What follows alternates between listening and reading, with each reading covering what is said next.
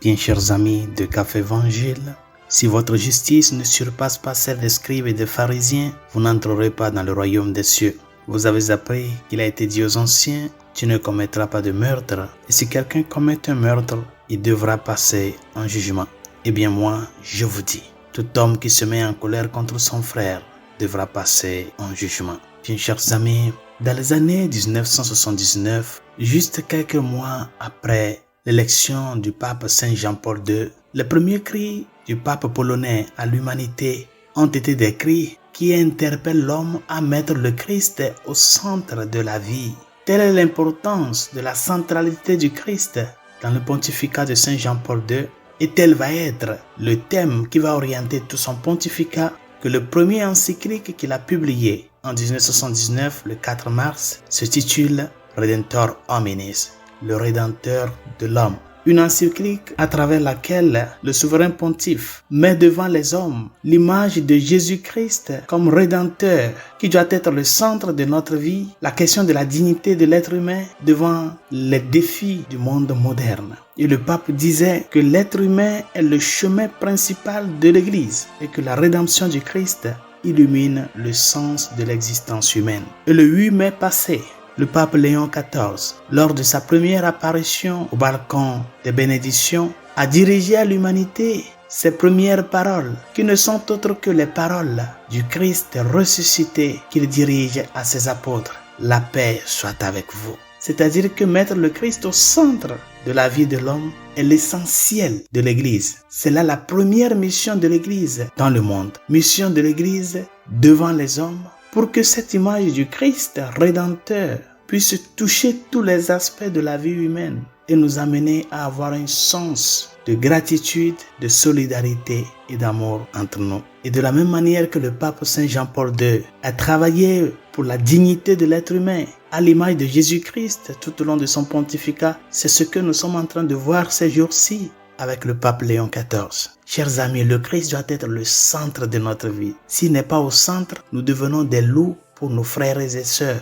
Si le Christ n'est pas au centre, si le Dieu fait homme, qui a souffert pour les hommes, qui a versé son sang pour les hommes, qui est mort pour les hommes, dans son humanité, qui a vaincu la mort pour nous montrer qu'il est le Dieu éternel et vivant, s'il n'est pas au centre, chers amis, notre monde va se réduire à un champ de bataille. Ou dans ce champ de bataille, plusieurs fois, nous nous trompons d'ennemis et nous faisons de nos frères et sœurs nos ennemis. Alors que l'unique ennemi que nous devons combattre ensemble, c'est le démon, c'est le diable. C'est le diviseur, c'est le catalyseur. Mais de nos jours, beaucoup sommes-nous qui nous sommes trompés de qui est l'ennemi contre lequel nous devons lutter. Et nous avons transformé nos frères et sœurs en ennemis. C'est pour cela que le pape Léon XIV revient sur ce message qui est liberté pour l'homme. C'est de mettre le Christ au centre de ta vie. Et dans l'évangile de ce jour, nous voyons comment le Seigneur met la différence entre le langage de l'homme qui parle à l'homme et le langage de Dieu qui parle à l'homme.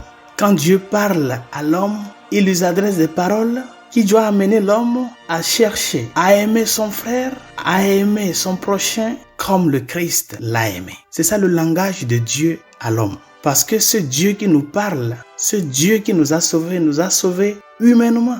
Et c'est lui qui nous dit, si vraiment vous voulez que votre humanité parvienne à être un reflet de l'humanité de Dieu fait homme que je suis, vous devez apprendre à aimer vos frères et vos sœurs. C'est-à-dire, nous devons savoir qui est l'ennemi contre lequel nous devons lutter. La centralité de l'amour fraternel. Un amour fraternel qui est défini par ce sens de prendre soin de cet tout petit-là pour lequel le Christ a versé son sang. Ces petits iota pour lesquels le Christ a versé son sang. Et savoir que nous avons tous la même dignité aux yeux de Dieu. Chers amis, que ces paroles du Seigneur dans l'évangile de ce jour nous amènent à reprendre conscience pour travailler pour l'unité, pour la concorde, pour la paix. Cette paix que le ressuscité veut faire régner dans le cœur de tout un chacun de nous. Tout homme qui se met en colère contre son frère devra passer en jugement. C'est-à-dire notre amour à Dieu n'aura aucun sens si nous n'avons pas cet amour-là envers nos frères. Si nous avons de la haine, si nous sommes soif de vengeance, si nous voulons monter sur la tête de nos frères pour gagner, si nous voulons détruire nos frères pour nous faire voir dans le monde, pour avoir des promotions sociales, nous ne pouvons pas parvenir à ce que cette paix-là du Christ puisse s'étendre dans nos vies jusqu'à la vie de ceux qui nous entourent. Et c'est pour cela que le pape Saint Jean-Paul II disait dans l'encyclique Redemptor Hominis, par rapport à ce qu'est la vraie liberté humaine, le Saint-Pape disait que la vraie liberté humaine doit être en relation avec la vérité. Parce que la liberté sans la vérité peut dégénérer en égoïsme et en des systèmes oppressifs. Tu ne peux pas chercher construire une liberté en détruisant les autres. Et c'est ce que notre monde aujourd'hui a besoin. Une liberté qui est fondée sur la vérité de la vie humaine, la vérité de la dignité de la personne humaine. Et ce message-là va à tous ceux qui ont des postes de responsabilité dans nos sociétés et qui ont transformé l'homme à travers des idéologies en des machines oppressives.